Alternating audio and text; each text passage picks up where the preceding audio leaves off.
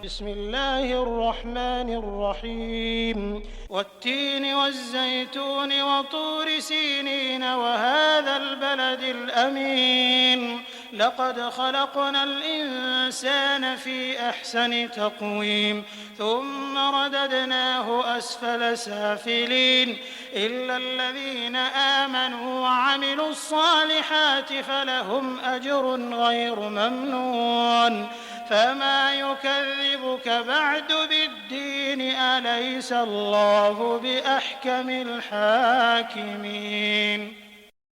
السلام علیکم ورحمۃ اللہ وبرکاتہ. اعوذ باللہ من الشیطان الرجیم. بسم اللہ الرحمن الرحیم. نحمدہ ونصلی علی رسولہ الکریم. رب اشرح لی صدری ویسر لی امری واحلل عقدۃ من لسانی یفقہوا قولی. اللہم ارنا الحق حقا وارزقنا اتباعہ وارنا الباطل باطلا وارزقنا اجتنابہ. آمین یا رب العالمین. الحمدللہ، اللہ تعالیٰ کا شکر احسان ہے کہ ہم اب آج سورہ تین کے حوالے سے اس کے تدبر اور عمل کے چند پہلو دیکھیں گے یا اس پہ تھوڑا سا اور غور و فکر کریں گے. پچھلی دفعہ ہم نے اس کو تفسیر کے حوالے سے مکمل کیا تھا. آج غور و فکر اور تدبر کے حوالے سے ہم اس کو دیکھیں گے انشاءاللہ تعالی. جیسا کہ ہم نے پچھلی بار اس کو پڑھا تھا تفسیر میں کہ یہ سورہ مکی ہے، سورہ تین، اور اس کا موضوع انسان ہے. اور اس میں اللہ تعالیٰ نے جو دو بہترین پھلوں کا سب سے پہلے تذکرہ کیا، ان کی قسم کھا کر ان کے بارے میں بتایا اللہ تعالیٰ نے. تو غذائیت کے اعتبار سے دیکھا جائے تو یہ بہترین پھل ہیں، اور تین کو کہا جاتا ہے کہ یہ جنت کے پھلوں میں سے اس سے مشابہ پھل ہے کہ وہاں پر نہ گٹھلی ہوگی، نہ ان کو چھیلنا پڑے گا، نہ اس کو کچھ اور کرنا پڑے گا، کوئی پریشانی نہیں ہوگی اس میں. تو یہ اسی طرح سے پورا کا پورا پھل کھایا جاتا ہے، اور یہ اس میں جنت کے پھلوں کی مشابہت ہے اور پورا کھا لیا جاتا ہے. اور زیتون بھی بہت زبردست پھل ہے اور اس کو سبزی بھی کہا جاتا ہے، اور بہت یہ دونوں پھل جو ہیں اپنے اندر افادیت رکھتے ہیں. اور زیتون کے حوالے سے اگر ہم دیکھیں تو درخت، پھل اور اس کا تیل اور اس کی کوئی بھی درخت کی چیز جو ہے وہ ضائع نہیں جاتی ہے. سورہ نور میں بھی اس کا بہت ہی اچھے طریقے سے تذکرہ بھی کیا گیا ہے اور اس کے بارے میں بتایا گیا ہے. اور اس کا تیل اتنا زبردست ہوتا ہے کہ پہلے زمانے میں جب لائٹیں نہیں ہوتی تھیں تو اس کا تیل ہی جلایا جاتا تھا چراغ ڈال کر. تو وہ اس میں جو ہے دھواں بھی کم ہوتا ہے، بہت کم، اور اس میں جو کالک نکلتی ہے جلنے سے وہ بھی بہت کم ہوتی ہے. تو وہ بہت ہی بہترین اس کا تیل ہوتا ہے، اور کئی سو سال تک کہا جاتا ہے کہ اس کا درخت جو ہے رہتا ہے اور ہر موسم میں سرسبز شاداب رہتا ہے، اس کے پتے نہیں جھڑتے ہیں. اور یہاں پر جیسے کہ ہم نے پڑھا تھا پچھلی دفعہ بھی کہ تین اور زیتون سے مراد وہ علاقے ہیں جہاں پر یہ پھل اگتے ہیں. اور تین کا علاقہ کچھ مفسرین نے جودی پہاڑ اور دمشق اور شام یعنی سیریا کا علاقہ بتایا، اور زیتون کا علاقہ بیت المقدس بتایا جاتا ہے، فلسطین. یہاں کے جو زیتون ہیں وہ بہترین ہوتے ہیں، بہترین پھل اگتا ہے یہاں پر. اور یہ علاقے بہت سے پیغمبروں کے مولد اور مسکن رہے ہیں. پھر طور سینین کے بارے میں بتایا کہ یہ وہی طور ہے جہاں اللہ تعالیٰ نے موسیٰ علیہ السلام سے کلام کیا، اور آج بھی یہ علاقہ سینا ہی کہلاتا ہے. اور سریانی زبان میں اس پہاڑ کو بھی طور کہا جاتا ہے جو ہرا بھرا ہو، جس پر پیڑ پودے وغیرہ ہوں. تو یہ اس کو طور سینین یہاں پر کہا گیا ہے. اور یہ مدین سے مصر جاتے ہوئے راستے میں پڑتا ہے یہ علاقہ. وہاں پر نبوت اور تورات اللہ تعالیٰ نے موسیٰ علیہ السلام کو عطا فرمائی، اور یہ بھی بہت بابرکت علاقہ ہے. ایک طرف عیسیٰ علیہ السلام کا پیدائش، نبوت اور تبلیغ کا مرکز، اور دوسری طرف موسیٰ علیہ السلام کا اللہ تعالیٰ نے جہاں پر ان سے کلام کیا، وہ یعنی موسیٰ کلیم اللہ ہونے کا ان کو شرف وہاں پر عطا کیا گیا اس جگہ پر. تو اور تیسری اس پر پرامن شہر مکہ کی قسم کھائی گئی جہاں پر آپ صلی اللہ علیہ وسلم کو نبوت عطا فرمائی گئی. اور اس میں مفسرین کرام جو کہتے ہیں کہ یہاں پر ان دو پھلوں کا ذکر اور پھر 2 علاقوں کا جو ذکر کیا گیا ہے، اس میں اصل میں 5 انبیاء کا ذکر ہے، اور وہ کس طریقے سے کہ وہ اولو العزم جو انبیاء کرام ہیں وہ 5 بتائے جاتے ہیں، نوح علیہ السلام، عیسیٰ علیہ السلام، موسیٰ علیہ السلام، آپ صلی اللہ علیہ وسلم اور ابراہیم علیہ السلام. تو ان تمام کا یہاں پر ذکر ہے، جیسے کہ ہم نے جودی پہاڑ کے حوالے سے بھی پڑھا کہ 3 کا علاقہ وہ کہا جاتا ہے عیسیٰ علیہ السلام کا علاقہ کا جو فلسطین زیتون سے وہ مراد لیا گیا، طور سینین سے موسیٰ علیہ السلام کا، اور پھر ھذا بلد الامین سے اللہ کے نبی صلی اللہ علیہ وسلم اور ابراہیم علیہ السلام، کیونکہ یہ علاقہ انہوں نے بسایا تھا اور وہاں پر اللہ کا گھر تعمیر کیا تھا. تو یہ اس سے 5 پیغمبر جو ہیں وہ مراد لے لیے گئے ہیں. اور اللہ تعالیٰ نے جو فرمایا کہ انسان کو ہم نے بہترین ساخت یعنی بہترین شکل دے کر پیدا کیا، تو یہ ہے وہ بات جس پر 4 یہاں پر شہروں کی جو قسم کھائی گئی ہے، شام، فلسطین اور طور سینین اور شہر مکہ کی. تو اصل بات جو ہے وہ یہ ہے. اور اللہ تعالیٰ نے بتایا کہ یہ تمام کائنات، یہ پہاڑ، وادیاں اور یہ تمام جو اللہ تعالیٰ کی بنائی ہوئی دنیا میں اور ساری مخلوق ہے، ان میں سب سے بہترین مخلوق جو ہے اور جو اللہ کا خلیفہ ہے اور جس کو بہترین ساخت پر پیدا کیا، وہ انسان ہے، جس کو اللہ تعالیٰ نے بہت ہی اہتمام کے ساتھ بنایا ہے، اس کی تخلیق فرمائی ہے. پھر جسے نعمتیں اللہ تعالیٰ نے عطا فرمائی ہوں، اتنی نعمتوں سے نوازا ہو، تو پھر اس کا یہ کام ہے کہ وہ اللہ تعالیٰ کی اطاعت کرے، دینے والے کا شکر گزار ہو، فرمانبرداری کرے. لیکن انسان کا حال کیا ہے کہ وہ سب سے زیادہ نافرمانی کرتا ہے، سب سے زیادہ ناشکری کرتا ہے اللہ تعالیٰ کی. اور پھر اتنا آخری عمر میں دیکھیں محتاج ہو جاتا ہے، بچہ بھی دیکھیں اور بوڑھا بھی دیکھیں کہ اتنا محتاج ہو جاتا ہے، بیمار ہو جاتا ہے تو کہ وہ خود اپنا کچھ کام نہیں کر سکتا. بہترین ساخت بدترین ساخت میں بدل جاتی ہے، انتہائی خستہ حال کا شکار ہو جاتا ہے، اور شکل بھی اس کی خراب ہو جاتی ہے، دوسروں پر بوجھ بن جاتا ہے. اور پھر اگر دیکھیں جانوروں کو کہ وہ اپنے آپ ہی پیدا ہوتے کے ساتھ ہی وہ خود ہی اپنے آپ چلنا شروع کر دیتے ہیں اور اپنا کام خود کرتے رہتے ہیں، در در دوڑتے رہتے ہیں، دانا دن کا جمع کرتے رہتے ہیں اور کھا پیتے رہتے ہیں. مگر انسان کا بچہ اور انسان کا بوڑھا دونوں ڈیپینڈنٹ ہو جاتے ہیں، بالکل ایسے ہی بچوں کی طرح سے ہو جاتا ہے. بڑا بھی نہ خود کھا پی سکتا ہے، نہ چل پھر سکتا ہے، اور نہ اٹھ بیٹھ سکتا ہے، آ جا بھی نہیں سکتا کہیں. تو اس حال کو پہنچ جاتا ہے، یعنی اتنی حالت پھر خراب ہو جاتی ہے. اور ایک اور اس میں جو معنی لیے گئے ہیں کہ جب انسان برائی پر اترتا ہے، غلط کاموں پہ کرنے پر آ جاتا ہے، تو پھر وہ جانوروں سے زیادہ بدتر ہو جاتا ہے. وہ پھر جو اللہ تعالیٰ نے کہا کہ وہ اسفل سافلین میں جو گر جاتا ہے، یعنی بد اخلاقی کی تمام حدیں پار کر جاتا ہے.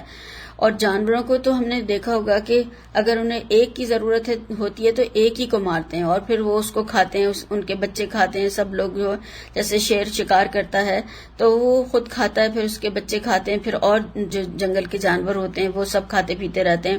مگر جب انسان مارتا ہے، وہ تباہی پھیلاتا ہے، تو ایک کی بجائے ہزاروں اور لاکھوں کو تباہ و برباد کر کے رکھ دیتا ہے.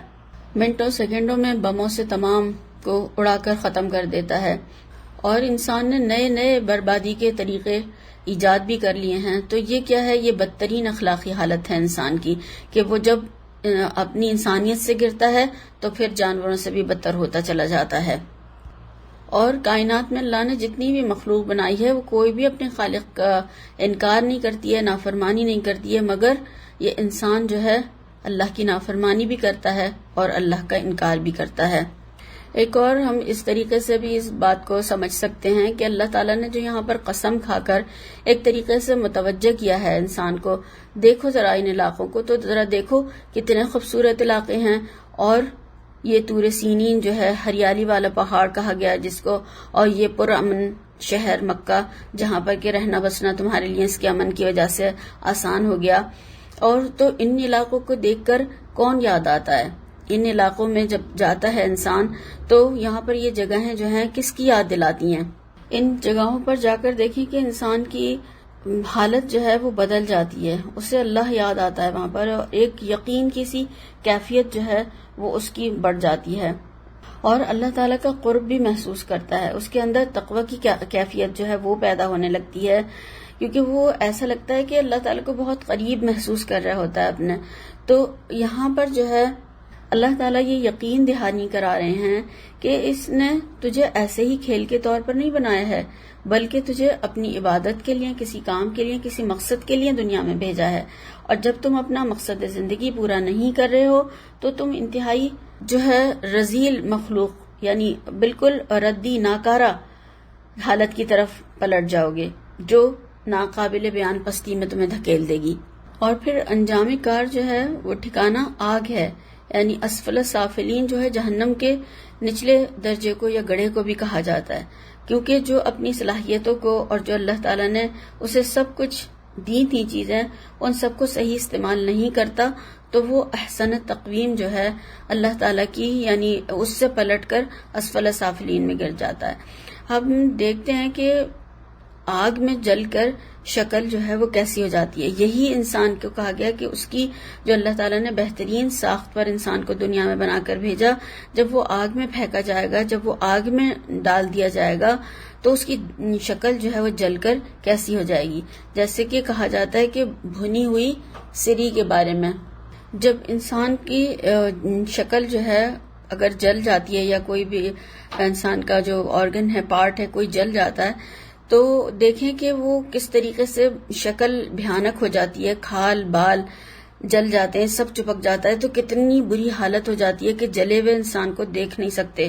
یعنی جو کمزور دل کا انسان ہو نا، وہ کسی جلے ہوئے کو دیکھ نہیں سکتا جو اس کی شکل خراب ہو جاتی ہے. تو اللہ تعالیٰ نے یہی بتایا ہے کہ دیکھو وہاں پر تمہارے ساتھ یہ ہوگا، کیونکہ اللہ تعالیٰ نے تمہیں جتنا بہترین بنایا ہے تو پھر تم نے اگر وہ بہترین کام نہیں کیے تو پھر تمہیں جہاں پر پھینکا جائے گا، جہاں پر ڈالا جائے گا، وہ پھر ایسی خطرناک آگ ہوگی کہ وہ تمہارے تمام جسم کو، یعنی کھالیں کہا گیا، کھالیں تک جل جائیں گی، گل جائیں گی.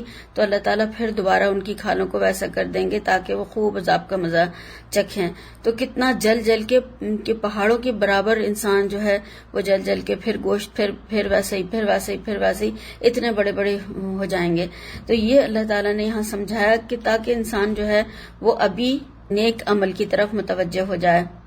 اور پھر اللہ تعالیٰ نے ان لوگوں کے بارے میں بتایا کہ جو نیک عمل کرنے والے ہیں، ایمان لا کر عمل صالح کرنے والے ہیں، تو ان کے لیے یہ بھی ایک خوشخبری ہے کہ وہ اگر مجبوری میں یا کوئی بیماری کی وجہ سے یا کسی پریشانی کی وجہ سے وہ اپنی ان نیکیوں کو نہیں کر پاتے ہیں تو وہی اجر ان کے لیے لکھا جاتا ہے. جیسے کہ بہت زیادہ جب بیمار ہو جاتے ہیں تو جو ساری نیکیاں اگر انسان کوئی ساری زندگی نیکیاں کرتا رہتا ہے تو بڑھاپے میں اگر وہ نہیں کر پاتا وہ کام، تو اللہ تعالیٰ اس کے فرشتوں کو حکم دیتے ہیں، وہ فرشتے اس کے وہ کام لکھتے رہتے ہیں جو وہ اپنی صحت مندی کی حالت میں کرتا تھا.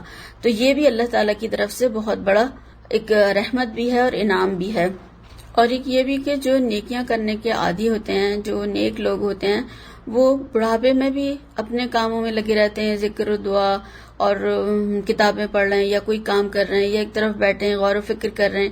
وہ دوسروں کو پریشان نہیں کرتے، امن سے رہتے ہیں، دوسروں کو بھی امن میں رہنے دیتے ہیں. کوئی شور ہنگامہ، کوئی غلط باتیں، کوئی ایسی کسی کے کاموں میں مداخلت یا کچھ اس طریقے کی باتیں نہیں کرتے. اور جو جوانی میں سارے اس طریقے کے کاموں کے عادی ہوتے ہیں تو وہ پھر دوسروں کو بھی پریشان کرتے رہتے ہیں، تکلیفیں بھی دیتے رہتے ہیں اور بد اخلاقی اور برائی اور چیخنا اور چلانا اور دوسروں کو ستاتے رہتے ہیں.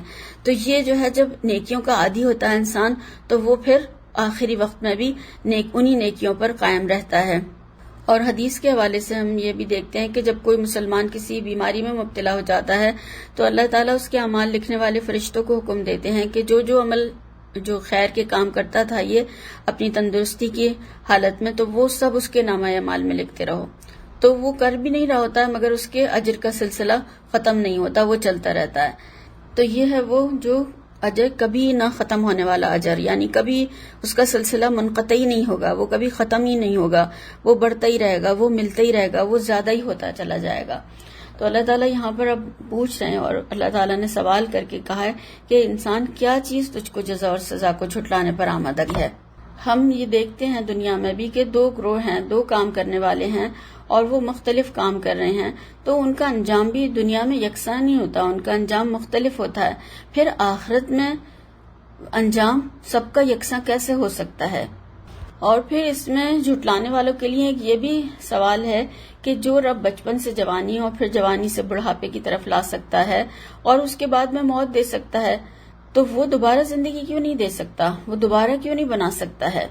اور ایک یہ بھی سوال ہے کہ جس نے عقل دی ہے، نیک اعمال کی صلاحیتیں کرنے کی قوت طاقت دی ہے، تو وہ پھر جزا اور سزا کیوں نہیں دے سکتا، وہ پھر حساب کیوں نہیں لے سکتا؟ اس نے یہ کائنات عدل پر قائم کی ہے، تو وہ عدل کو تمام کرنے کے لیے جزا اور سزا بھی دے گا، اور یہ تو عدل کے خلاف ہوتا کہ جو برے کام کر رہے ہیں ان کو کوئی سزا نہیں ملتی اور جو اچھے کام کر رہے ہیں ان کو کوئی جزا نہیں دی جاتی۔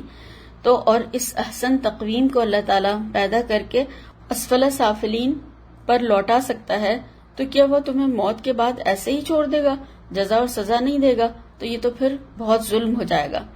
تو وہ سب سے بڑا منصف ہے اور اس سے اس ناانصافی کی توقع نہیں رکھی جا سکتی، اس لیے کوئی بھی یہ نہ سوچے کہ کل جزا اور سزا نہیں ملے گی، یعنی قیامت کا اقرار کرنا ہی کرنا ہے، اور یہ ایمانیات میں سے ہے۔ اگر جس نے انکار کیا اور سزا کو اور جزا کو جھٹلایا کہ کل جو ہے قیامت نہیں ہونے والی ہے، تو پھر سمجھو یا تو اس نے زبان سے انکار کر دیا یا پھر اپنے عمل سے انکار کر دیا، جیسے بھی اس نے کیا، تو وہ پھر سوچ لے یہیں پر کہ اس کے ساتھ پھر کل کیا ہونے والا ہے۔ اور حاکم کا تو مطلب ہی فیصلہ کرنے والے کے ہیں، تو جو سب سے بڑا حاکم ہے وہ کیا پھر جزا اور سزا کے بغیر ہی دنیا کا خاتمہ کر دے گا؟ ایسا نہیں ہو سکتا ہے، یہ بات تو عدل کے بالکل خلاف ہے، اور اللہ تعالیٰ ایسا نہیں کرے گا۔ تو اس میں اگر دیکھا جائے تو ہمارے لیے جو غور و فکر کا مقام ہے کہ جس کو ہمیں سوچنا ہے کہ یہ پہاڑ، یہ علاقے اور یہ مقامات جو ہیں اور یہ پھل اور یہ جو جگہ ہیں جن کو اللہ تعالیٰ نے یہاں پر گنوایا ہے اور جن کی قسم کھائی ہے کہ وہ محترم بن گئے، معزز بن گئے، کس وجہ سے محترم اور معزز بنے؟ وہ کیوں بنے کہ وہاں پر اللہ تعالیٰ نے ان مقامات پر انبیاء کو بھیجا اور وہاں پر کتابیں اور شریعت نازل فرمائی اللہ تعالیٰ نے، تو وہ جگہیں تک حرمت والی بن گئیں، وہ علاقے حرمت والے بن گئے۔ ان پھلوں کی اللہ نے قسم کھائی کہ وہاں پر وحی آئی اور کتابیں آئیں، اللہ کے پسندیدہ بندے آئے، اللہ تعالیٰ کا اور توحید کا جو پیغام لائے اور انہوں نے انسانوں کو پہنچایا، اور اس طریقے سے اللہ تعالیٰ نے انسانوں کی ہدایت کا بہترین انتظام فرمایا۔ مگر انسان جو ہے وہ معزز اور محترم کب ہوگا؟ جب وہ ایمان لائے گا، اس وحی الہی کو قبول کرے گا اور عمل صالح کرے گا۔ اور اگر اس نے ایسا نہیں کیا تو پھر یہ بہت ہی غور و فکر کا مقام ہے، سوچنے کی بات ہے کہ پھر وہ اسفل سافلین میں جو یہاں پر کہا گیا ہے نا کہ ثم رددناہ اسفل سافلین، وہ لوٹا دیا جائے گا، وہ رد کر دیا جائے گا، ریجیکٹ کر دیا جائے گا اور وہ پھینک دیا جائے گا۔ کہاں پر؟ ہم کیا کرتے ہیں؟ اگر ہم سوچیں کہ ہم جو خراب چیزیں ہوتی ہیں، ردی کاغذات یا اور بھی ہمارے استعمال کی جو چیزیں ہوتی ہیں جو یوز نہیں ہو رہی ہوتی ہیں، ان کا ہم کیا کرتے ہیں؟ سب سوچیں اس کے بارے میں، ان کو کوڑے دان میں پھینک دیا جاتا ہے کہ وہ کوئی سنبھال کے، یا کوئی خراب یا ٹوٹے ہوئے سامان جو ہے وہ کوئی سنبھال کے تو نہیں رکھتا ڈرازوں میں یا الماریوں میں، بلکہ وہ تو سب پھینک دی جاتی ہیں، چیزیں کوڑے دان میں ڈال دی جاتی ہیں، ڈسٹ بن میں پھینک دی جاتی ہیں۔ تو پھر انسان بھی اللہ تعالیٰ نے یہاں پر بتایا کہ جب وہ اللہ کے بھیجے ہوئے پیغمبروں کی بتائی ہوئی جو اللہ تعالیٰ کی وحی الہی کے مطابق اعمال تھے وہ نہیں کرتا، تو پھر وہ جہنم کے کوڑے دان میں پھینک دیا جائے گا، وہ اس ڈسٹ بن میں ڈال دیا جائے گا۔ اور ڈسٹ بن میں ڈال کے کیا ہم اس میں سے چیزیں نکالتے ہیں؟ نہیں نکالتے۔ تو یہ اللہ تعالیٰ نے بہت ہمیں سمجھنے کے لیے ایک ایسی بات بتائی ہے کہ اگر ہماری سمجھ میں آ جائے انشاءاللہ تعالیٰ تو ہمارے اعمال کو بہترین کرنے والی ہوگی۔ تو اللہ تعالیٰ سے ہم دعا کرتے ہیں کہ اللہ تعالیٰ جو ہم نے پڑھا وہ اس کو ہمیں پوری اس کی سمجھ عطا فرمائے اور اس پر بہترین عمل کی توفیق عطا فرمائے، اور اللہ نے جو ہمیں احسن تقویم پر پیدا کیا ہے اس کو ہمیں سمجھتے ہوئے، دیکھتے ہوئے اپنی تمام صلاحیتوں کو، قوتوں کو، طاقتوں کو، اور جو جو اللہ تعالیٰ نے ہمیں دیا ہے اس سب کو اللہ کی راہ میں لگانے والا بنائے انشاءاللہ تعالیٰ، اور بہت ہی زیادہ عمل صالح کی ہمیں توفیق عطا فرمائے تاکہ ہم دنیا اور آخرت میں کامیابی حاصل کر سکیں انشاءاللہ تعالیٰ، آمین۔ اور اللہ تعالیٰ جو بھی اس میں غلطی اور کمی ہو گئی ہو اللہ تعالیٰ وہ ہمیں معاف فرما دے. سبحانک اللہم و بحمدک اشہد ان لا الہ الا انت استغفرک و اتوب الیک. السلام علیکم و رحمۃ اللہ وبرکاتہ.